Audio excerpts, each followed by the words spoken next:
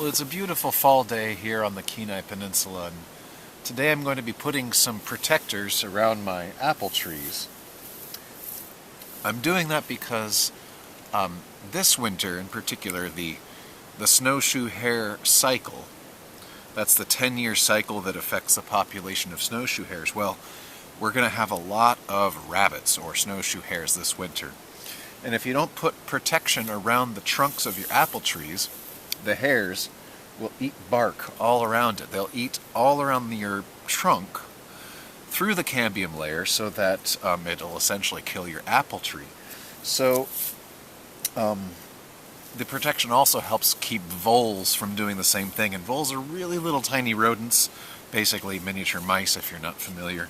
So the first thing I'm going to do is measure from the ground up to the lower branches so I can make sure I know roughly how high or how the distance I need to cut on the hardware cloth I'm going to use. So I can see this one's going to be about 24 inches tall because I want to cover as much of the trunk as possible, because once the snow starts piling up, you want to make sure that all of this, at least up until your first branch, is protected so that the rabbits don't girdle your tree. So here we have a roll of hardware cloth. Now this is kind of like fence material, but the holes are very, very small. And I have found, I've made a few of these in the past, that about 14 inches worth will get around these kind of smaller apple trees. Leave it room to grow, so I'm going to measure out that far. And I'm going to make a cut using my tin snips. And it says, I called it hardware cloth. It's not cloth. It's basically, it is metal, if you're not familiar. And because it has such small holes between the metal, the idea is that any animals that get up next to it are not going to be able to fit their teeth in this tiny, tiny little space. So if I remember correctly, that tree was 24 inches worth, so I'm going to measure that out now. And I'm going to make another cut. And to tell you the truth, I measured all my trees earlier this year and I wrote it down in my orchard notebook, where I have a little map, or I should say diagrams of each little mini orchard with which tree is in which place, which kind of tree it is, the date that I had planted it, any notes about that tree, because this is all very, very useful information. Anyway, so this is the piece of hardware cloth that I'm going to use for that tree I was showing you earlier. Something that I've been doing before I try to put these around an apple tree, you want to wear gloves, because this stuff is kind of pokey, is I've been kind of bending it around this pipe that I've got sitting out. Get it kind of into shape already. And it'll kind of keep that shape. That'll make it a lot easier to work with when you're ready to put it around the tree. So I'm just kind of making sure that it has a nice bend in it. And I'm wearing my gloves. So I end up with a piece that's going to be a lot easier to work into a cylinder, basically. Now I'm back at the tree that I was at earlier. Next thing I do is I just kind of, oh, I got a strawberry growing here. I just kind of pull up anything that's growing right around the trunk. Look like I might have an old sucker there. Basically anything that might make it hard to put this up. So then, looks like I might need to snip a little bit of that off, but I think I can get that around there. Now it's time to get out my zip tie. So what I do is I take a zip tie and I go a few notches over and a few notches down.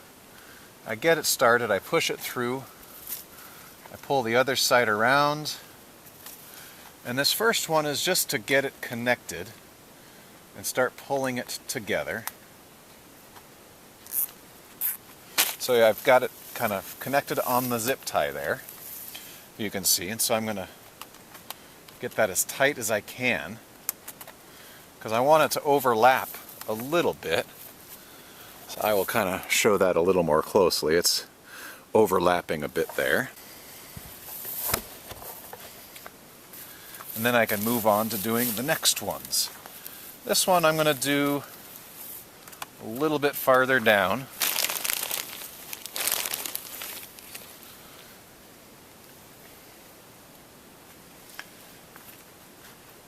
And again, I'm going to go a few notches, calling them notches, a few holes in, because I want it to overlap. I'm going to wrap it around, pull the zip tie through, and each one that you do is actually going to make it easier to do the next one.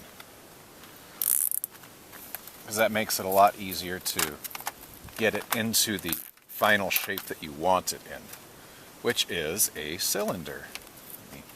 Get that wrapped. A lot of times this will get caught on itself. Alright, now I am ready for the final one. I tend to take off my gloves for the final one, which is always the bottom one. And sometimes what I can do is I can actually kind of join it and overlap it before I even poke it through. So, and then you just make sure that it is nicely folded. You can add a few more here and there, but what we end up having is something that is going to keep the voles from getting to your tree, keep the rabbits from getting to your tree, but I can also probably leave this in place for several years and let the tree keep growing and not worry about it. It's easy enough to snip off the zip ties if I wanted to switch it out for a bigger one. So the final thing that I'm going to do here, I'm going to take some of these hefty staples, and I'm going to put it through the holes here, and I'm going to use these to basically pin the protector down. Because when it gets to be ground freezing time, the ground freezes and expands and it shifts, and I want to make sure that when that happens that this is still pushed down into the ground, snugly connected, so that no little voles are going to burrow up inside of there. But anyway, so I have this tree protector in place now. It goes up to our very first branches. It doesn't have holes big enough for animal teeth to get through there and bite away any bark. And it's pinned to the ground, so it shouldn't shift much when the ground freezes. Now I just did one for demonstration's sake, but when I did my little mini orchard over there that I was doing those last week, I cut them all ahead of time since I already measured all the trees and marked them down. So I was cutting five of these pieces at a time, flexing 5 of these pieces at a time over the pipe, and then kind of working my way around the orchard, doing them all at once. So it's a little bit more efficient and convenient if you do it like that, depending on how many trees you have. We only have a few dozen trees, so it's not a big pain, but if you happen to have an orchard of like hundreds or thousands of trees, then I wouldn't know what to tell you to do. I would tell you probably to hire somebody else to protect your trees from the snowshoe hares during a winter such as this one, when they're going to be super abundant. Something else that we're going to be doing is hunting a lot of hares, maybe snaring some, probably eating them and tanning their skins and all that other good stuff like we did the last time that the hare cycle was in this stage. But anyway, so this is how I am protecting my apple trees from the peak of the snowshoe hare cycle, plus also protecting from voles. Of course, protecting it from moose, that's the fencing, you know, having In this case, 6 foot, sometimes 5 foot fencing, depending on that. I guess there's a lot of stuff you got to worry about growing apples in Alaska, but what you don't have to worry about are a lot of the diseases that affect apples elsewhere. So you got your pros and your cons. Anyway, thank you for watching, listening, etc. Feel free to do comments and ask questions and all that other stuff. I'm happy to share whatever it is. Ooh, a leaf just fell. I guess it's fall. Anyway, I want to get off the ground here. So, thanks for watching.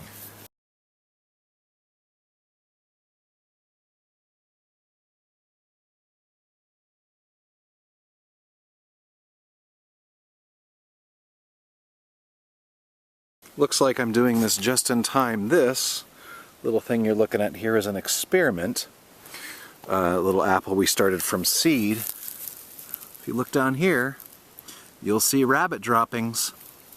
So guess who was visiting this? Now, I don't see that it has lost any bark, but the bunnies are here, and they're hungry. So I'm going to get back to work.